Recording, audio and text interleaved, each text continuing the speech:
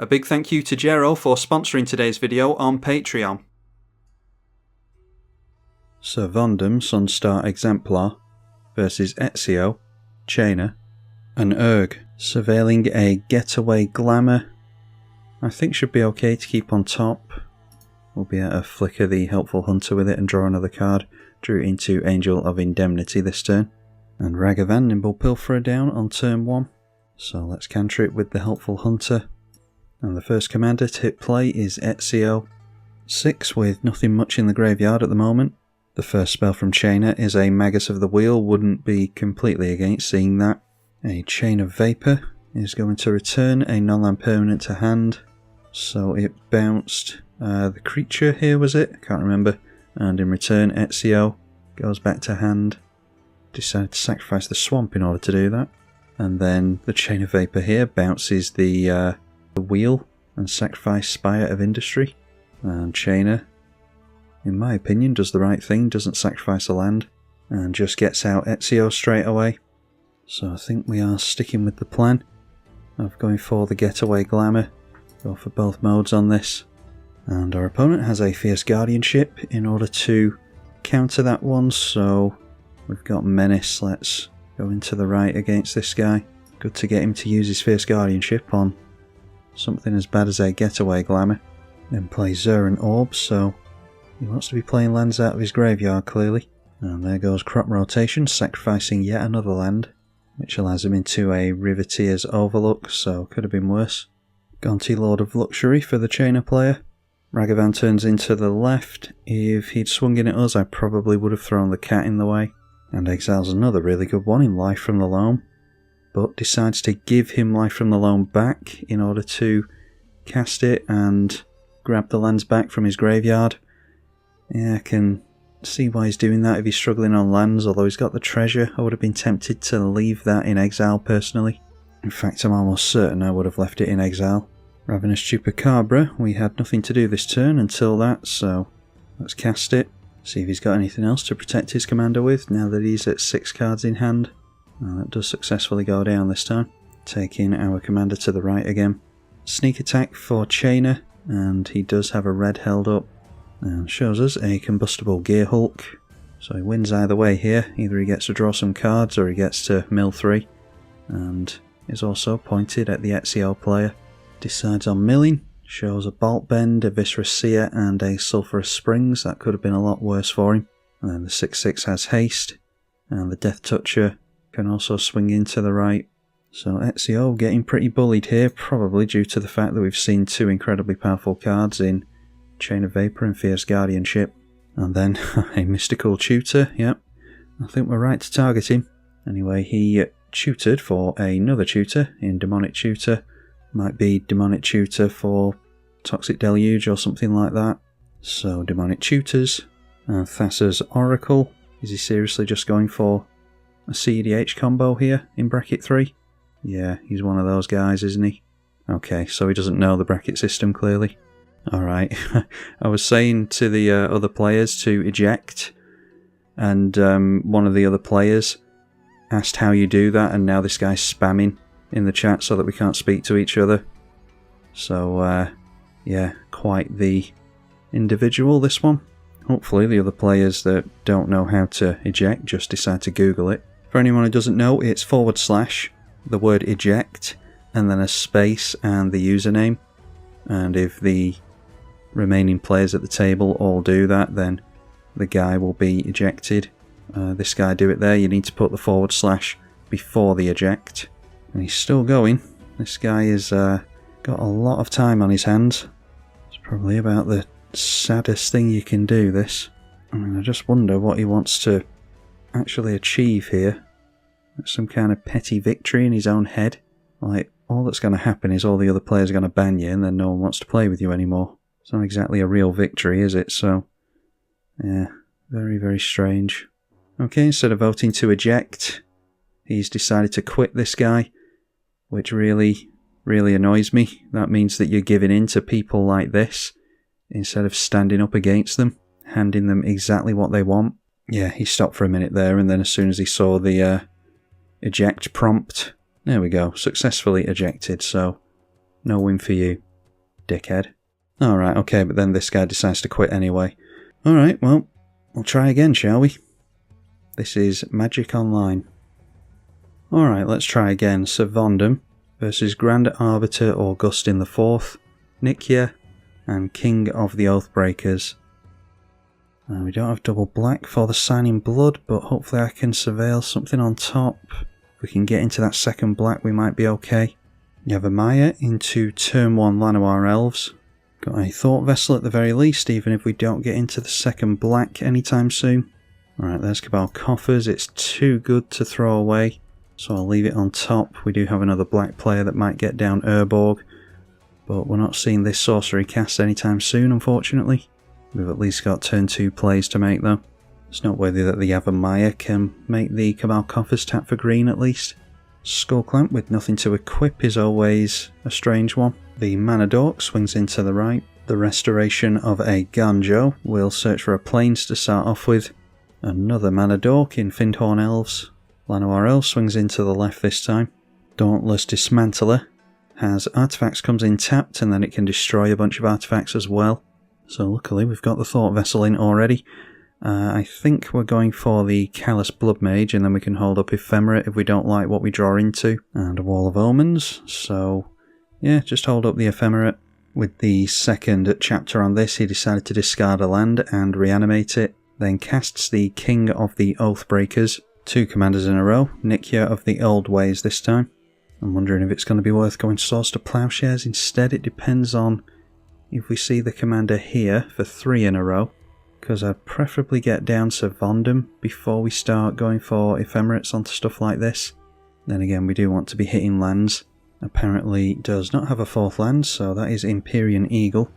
I think I'll go for Ephemerate just to draw a couple of cards and try and get into these lands, like I said. So when that enters, draw a card and lose a life again. And there's a Swamp, that's good. So with Rebound, we've only got 1 target here. It is going to add Summoning Sickness to our Callous Blood Mage, but don't think that really matters. So draw a card again, and we see Angel of Indemnity. Haven't seen the draw phase yet. It's a Generous Gift. Drop the land. So I think we go for our commander after a Hero's Blade and hold up Swords to Plowshares. The equipment does come into play tapped thanks to this thing, but tapped equipment doesn't matter. And the Hero's Blade we say yes to, so this is going to buff our commander above the 4 power threshold, so now whenever it sees something get exiled, it will get a plus counter and gain a life, but when the Syr Vondam itself is flickered, it's going to destroy a non-land permanent. This thing's getting transformed now, turning it into a Summoning Sick Fox Monk, Vigilance 3/4. Whenever it attacks or blocks, create a Spirit token, and then Skullclamp onto the 3/4. And it looks as though the Orzhov player is passing through his turn, so I think we have to Swords to Plowshares onto Nikya. There's no kind of ward or anything to worry about. Don't want him on tapping with double mana. Okina gives a legendary creature +1/+1. And now it's Acidic Slime, probably going to blow something of ours up out of revenge. Alright, no, he's not that type of player, that's good to know. Correctly goes after the Skullclamp. A lot of players will seek petty revenge against you like that, but the more wise players will ignore any wrongdoings and go after the correct targets at the table. That's the difference between good and bad players. And now Grand Arbiter Augustin comes into play, right after we use our Swords to Plowshares, so all of our spells will cost 1 extra now. We've got cantrips though, could go Generous Gift for 4 mana onto that, but is there really any point? We could swing in with Vigilance and Menace and see what our opponent does. We are just landing 5 commander damage apparently, so in that case let's go for the Wall of Omens. And hopefully we'll draw into a land here, because I might get down the Companion as well. That is playing into a board wipe, but we need to keep our lands up, and this is our only means of card draw at the moment. Instead it is Sheoldred, so nothing else we can do here unfortunately. Maybe a wiser move would have been that Signing Blood. The 3/4 turns in at the Stacks player and makes his first Spirit token after the Skullclamp has gone down. Problem with these sagas, they take forever to flip, and then when they do flip, they've exited and re-entered, so they get Summoning Sickness. It is a good ability on this thing though. Throws Dauntless Dismantler in the way, so nothing dies there. Orzhov Signet. still enters tapped, so 3 mana held up. Nissa, Resurgent Animist, is a Lotus Cobra basically, so it looks as though Grand Arbiter is going to survive here. Augustin spells all cost 1 less here. He's only got 4 mana though. Thunderclap Wyvern, he's clearly gone for Flying Tribal, so that actually costs 2 less because it's both a white and a blue spell. So 2 mana for that one. Revoke Existence is a sorcery speed exile of the Architect of Restoration. I'm assuming that there's a decent amount of phasing out in this list, but this isn't a spirit, so maybe it's not worth putting on there. Curiosity before combat is being placed onto the Empyrean Eagle, so that's one to target with some spot removal. Swings in at Nikya, and he successfully hits, so draws with the aura. Okay, a Felidar Guardian. So do we swing in again, see how he wants to block? I don't think he's going to block, to be honest. I'd rather try and draw into lands, because we already missed land drops last turn. And there we draw Windswept Heath, that's good. And if we can get into another flicker effect, we've actually got a combo there with Abdul and Felidar Guardian. Assuming that we've got decent ETBs, we could actually just destroy all the non-land permanents in play with Syr Vondam doing that. Anyway, that's a while off. Take our commander, 5/4 Vigilance Menace to the right. It's unfortunate that we're not seeing any of the flicker stuff now that we've got an Anthem in play. Decides to take it as I assumed he would. So let's play further into a board wipe, get down the companion. And that gets us into another land. The 3/3 flyer swings in at us. And then it's another spirit in the Drum Bellower. Untaps all creatures during each other player's untap step. Command Beacon being cracked in order to get the Nikya back into play, or back into hand I should say. Plays a land into Nissa in order to make more mana. Our Swords to Plowshares definitely slowed this player down, taking him multiple turns to get his commander back out.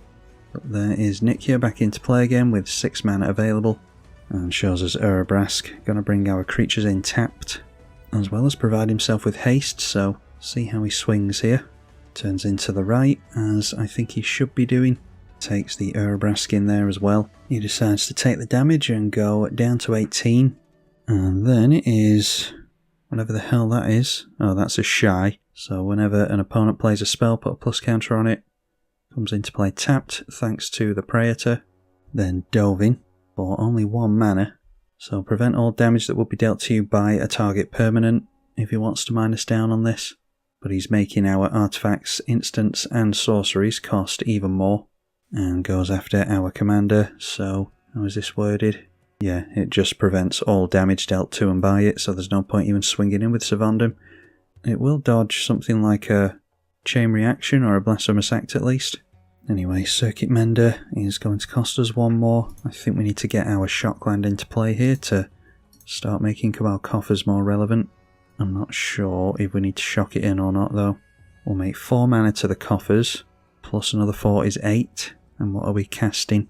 We could go for the Ketramos, ready for the Abdul, and then hold up Generous Gift.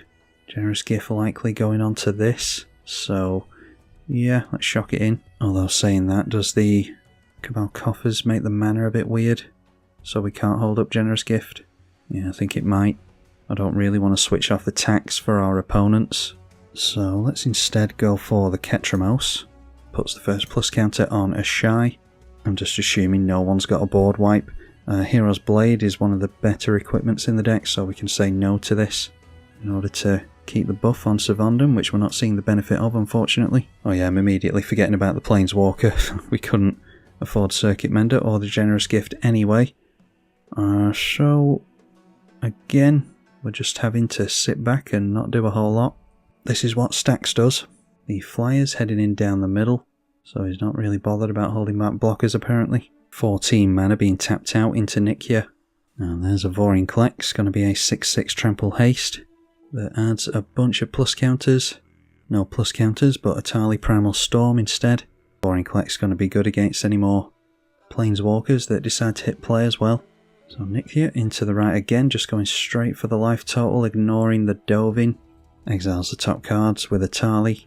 So we see a Marsh Flats, a Necropotence, exiles a forest from himself, and a Path of Ancestry, so just hits a bunch of lands, and our Necropotence, which I'm not too bothered about playing anyway. He should probably play it though. Although, can he play it? He can't play it with his commander. He's not allowed to cast non-creature spells, and that does include off Atali, so a little bit of a nombo there. I think he is forcing blocks on the Azorius player though. Alright, and decides not to make any blocks whatsoever and goes down to -5. I'm not sure why he didn't block there and get another turn. He had a few means of drawing additional cards, so he could have got into a board wipe, but okay. Well, that switches on our generous gift again, which I think we're going to use here. He's only got one card in hand, but if he can refill his hand, which he nearly did with that Necropotence, maybe it's good to get rid of Nick here. Alright, a Conjurer's Closet for some flicker finally, but I think I'm going to do some bits with Abdul and Felidar Guardian, if we can afford it. We get 4 mana off Cabal Coffers, and then we're a mana shy of playing the Abdul. That's unfortunate. So maybe we just play Felidar Guardian anyway, and then it'll have to be Circuit Mender, so maybe we just play Circuit Mender first and see if it changes our mind. No, in fact, that's when it leaves the battlefield it draws, so doesn't matter, we were always doing this either way. In fact, flickering with the Felidar Guardian would draw us with the Ketramos, so should have gone for the Felidar Guardian first, I think. Priority being held up by the Orzhov player, so hopefully he'll allow this to resolve, because there's some stuff needs dealing with over here. Flicker and have the Syr Vondam re-enter is a draw with Ketramos, like we said. Syr Vondam can blow up probably the Atali, as much as I'd like to get rid of Vorinclex, and we'll re-equip the Hero's Blade, ready to flicker this again next turn and blow something up. And of course, yeah, punished for playing this beforehand, misremembering that it doesn't draw on entry, so definitely should have gone for the Felidar Guardian first, and then we would have been able to afford this, but doesn't matter while we don't have any kind of flicker target. We could go for it next turn though. Abdul, exile everything, and then Conjurer's Closet the Abdul. It'll flicker, so exit and re-enter and do it again.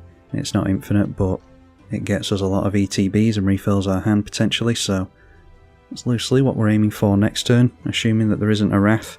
And now King of the Oathbreakers is doing something that is a Guardian of Faith, which, not sure why he's so eager to get that into play. That would protect him against some spot removal. Maybe he's phasing out his stuff. Does he get individual spirit tokens here? Or does he get just one? I can't be bothered reading his commander again. He gets 3 instances of that, so that makes sense. Although they do come into play tapped. Then swings in at us again with his flyers. So down we go to 24. And then it's a Blasphemous Edict. Punished for not getting down the Abdul finally. If he was going to go Blasphemous Edict, why did he focus on getting creatures in? He wasn't that desperate for the discount. Ah, that's why. Awesome. Cauldron of Haze, you don't often see. So these creatures are going to get haste, and because they're being targeted, they phase out. Ha, that's awesome. So he's played the Blasphemous Edict and held priority in order to target his own creatures. So some awesome bit of tech there. This is a good excuse for us to get out Sheoldred next turn, maybe. Syr Vondam, the only target is the Orzhov Signet because all the other stuff's phased out and been wrathed. We do draw to that Circuit Mender after all. But yeah, my misplay on the previous turn has made a big difference here, because we should have had stuff exiled under this. Draw another land, and there's a Soaring after the fact. Nikia back into play again, with 1 card in hand. Now what can we do here? Let's actually try to play it better than we did last time. We could force the commander to be phased out so that he can't do stuff like that again, although he's only going to have 3 cards in hand. So we've got 5 mana off Cabal Coffers, plus 2, 4 and 6 is 11.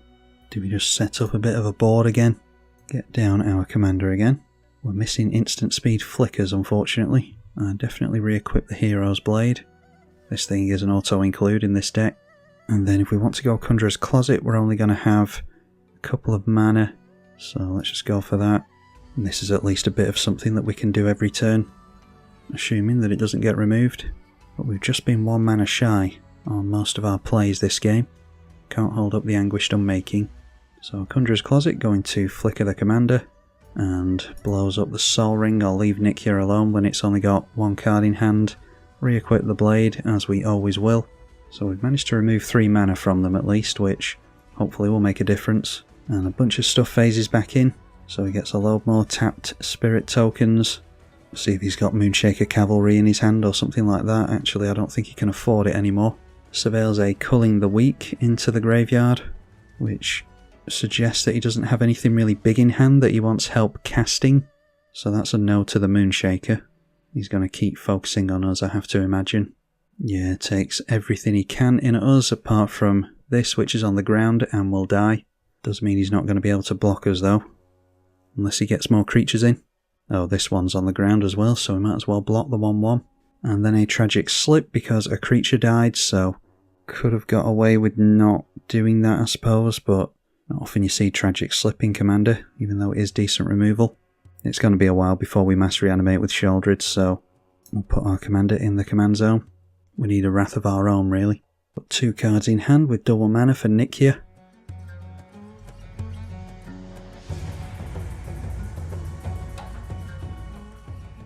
Decides to draw with the Bonder's Enclave and goes for a Loaming Shaman, which is going to shuffle Graveyard into Library and goes after himself, putting pretty much everything back into his library, and then Scavenging Ooze his Graveyard hates, so much for the Sheoldred mass reanimation. Scavenging Ooze going after a bunch of our creatures right as we're about to start looking at Angel of Indemnity. This is where it hurts, not being able to hold up the Anguished Unmaking, although he could have gone for the activations in response. Now it's noteworthy that this is when your creatures are the target of a spell. Doesn't mention abilities, so if we did get into some means of spot removal on a Chupacabra or something like that, we could abuse it. We've still got a cantrip available to us in the Companion and the Circuit Mender. He did wisely get rid of our Felidar Guardian though, and the Ketramos, and called it up apparently, Ravenous Chupacabra. So I think we're best getting some lifelink cantrips in while we've got the chance. Priority is being held up by the Orzhov player, so he might still have something for us. Grab the Spirited Companion, which will cantrip, and there's Urborg, just as soon as we... always just a couple of plays behind. Or just 1 play behind even. Yeah, already tapped down the Cabal Coffers. Ravenous Chupacabra here, I think.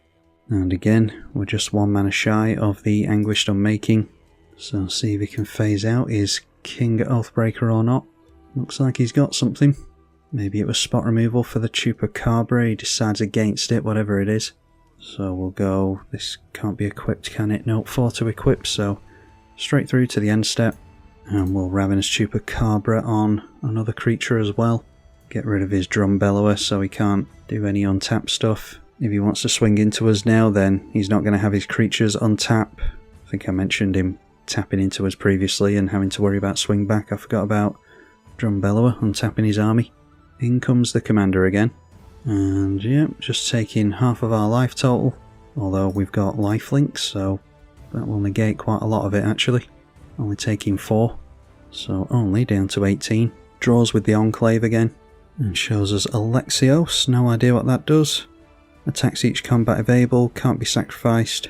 At the beginning of each player's upkeep, that player gains control of it, so it's just that equipment on a legendary creature basically. And then Angrath's Marauders is going to deal double damage, which means we're going to be forced to make blocks here, annoyingly. Well, maybe. I have to assume. Oh no, he's going in at the Spirits player, that's really good. Force him to block instead. Currently taking 16 plus 12 is 18, 28. So he can take it. Throws away his Commander and the Guardian of Faith, so he's just taking 6 from the Loaming Shaman. And then has something else. His last card in hand. A Remedy, so he's got a means of phasing out a bunch of creatures again. But they've already been declared blockers, so phasing out won't keep them from blocking the damage here. Unless there was some trample in play, which I don't think there is. And we can deal some damage with this if we want to, which is probably going to be a wise move. If we were to exile and flicker this, who is it dealing damage on behalf of? Can't attack its owner, it says, so us flickering it back into our control doesn't do anything. A Semester's End is some Mass Blink. I think we finally need to be getting down the Abdul. How much mana do we have for the turn first of all, now that we've got the Urborg? That is 9 mana. Our commander costs 6, so let's get down our commander. Say yes to the Hero's Blade as ever. And then as much as I want to get down Sheoldred for a couple of edicts, I think it's going to be better holding up Anguished Unmaking for something like this coming in towards us. That makes it more difficult to swing in this turn. So do we go for Sheoldred just for that fact? Yeah, because we're going to get rid of a few of his creatures here anyway, so let's get down the Sheoldred now. Clear out some of these tokens. Say no to the Hero's Blade because another legend has entered. And now we'll go through to combat so that we can swing in and gain some life, as well as deal some damage to this guy. He sacrificed the Loam Shaman. Definitely need to start dealing damage to this guy. Knock him down to 20, and we go up to 23. And then finally get down Abdel. And again say no to the Hero's Blade. Abdel, we can pretty much just exile everything I think, because we're about to flicker it with the Conjurer's Closet. So put everything under that, and that means that that's a bunch of plus counter triggers on Syr Vondam that don't matter, but we do get a death trigger which has to go on this while we've got the chance. I know it helps against this guy, but I don't trust that he's not going to do anything to us. And then Conjurer's Closet flickers Abdul at the end of the turn and brings all the stuff back in. And so with Abdul we have to decide what we want to put underneath him for the sake of a board wipe or something, because we'll do those triggers first. Noteworthy, you don't have to put the targets on the stack with him. You wait for it to resolve and then do it. With the Ravenous Chupacabra, we'll destroy this so that it's not swinging in towards us at any point. Or would we rather just get rid of the Ooze? I think that's a better idea. Draw a card to the Companion. The Angel can grab us the Circuit Mender. And then Hero's Blade, we have to be careful where we say yes. The first one is going on Syr Vondam, so say yes to that one and no to the rest. And we're back up to 30 life thanks to the life gain. And that player decides to scoop on us, so now we're down to a 1v1. And what do we want to exile with Abdul? I think we can maybe transform Sheoldred next turn, so I won't bother with that, but the Spirited Companion, the Circuit Mender will draw us. Ravenous Chupacabra can re-enter next turn, assuming we flicker Abdel, which we probably do. And I think I'd just rather have the damage on Syr Vondam at this point, so we'll say okay to just those two, or those three, which will gain us life and put plus counters on the commander for the first time this game. We'll be handy to have a Ganjo, assuming our opponent can't phase out the Oathbreaker's King, because a Ganjo is an ability which, as we've already established, can be pointed at this thing. And we have to assume he's going to keep swinging in with it because it's a flyer, although we have to swing it into a 5/5 lifelinker, as he learned last turn. What one card did he draw into? Can't say I'd mind going down to a Moonshaker Cavalry at this point. Swings the 9 spirits in at us, meaning he loses 1, and we'll only take 3 here. This has been a real game changer. The fact that it has flying for chump blocking is one thing, but the massive lifelink is something else entirely. There's a 16/16 lifelinker of his own, so immediately showing us who's boss with the big flyers. Alright, get another swamp in, and I think we go through to combat before anything else. Probably a wise idea to go Anguished Unmaking so that we can swing in, although saying that, that's going to make it phase out. Okay, so in that case, we'll just have to go Semester's End onto a few things. Let's go for Abdul. Might as well go Sheoldred. Yeah, it's a shame we can't swing in here. The Syr Vondam as well. Yeah, I just want to blow up as many things as possible, really. So that will make a bunch of ETBs. We don't want our commander in the command zone, because it's going to re-enter with the ability. When does it come back in with Semester's End at the end step? Yes. Alright, so Syr Vondam blows this thing up. Again, that's an ability, so it doesn't trigger the phase out. Ravenous Chupacabra goes after the commander. Draw a card.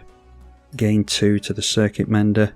Now, unfortunately, it's a little bit of a numbo. With it being at the end step, Conjurer's Closet is at the end step as well as Semester's End, so we're not going to be able to do quite as many broken things, unfortunately. Although a Unity counter is another Anthem effect, so we'll be able to start making the soldiers a lot more threatening. But he's going to really struggle to keep permanents in play at this point, so we might as well get Core for Unity and an equip on the Hero's Blade here, I think. Again, this means that we're not holding up the Anguished Unmaking, but I'm going to hope it doesn't matter. Equip it to the Lifelinker. And yeah, I'm just going to hold on the Anguished Unmaking. We've still got a Ganjo held up. So we swing in with everything as well. And we're going to be back above our starting life total thanks to probably the MVP of the match for us. Knock our opponent down to 3. And then at the end of the turn we have to choose a target with Conjurer's Closet before Semester's End resolves. So we'll flicker this so that we can make blocks just in case that's relevant. Call for Unity will create an Anthem. Semester's End brings things back in. So again, put Abdel on the stack first. Sheoldred will Edict. And then Hero's Blade, the first one again is going on the Syr Vondam. That's where we always want it. Well, vast majority of the time that's where we want it.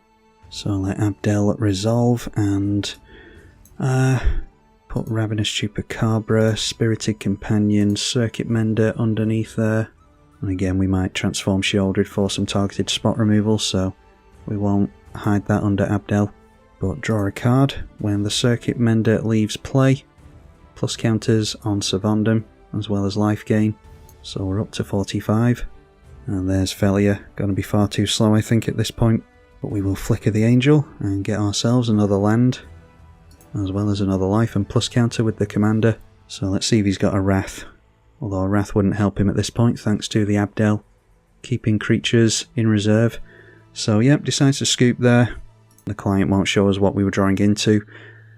Yeah, some clunky plays there. One particular mistake, which you all saw, was me not getting Abdel down in time for protection against the Wrath.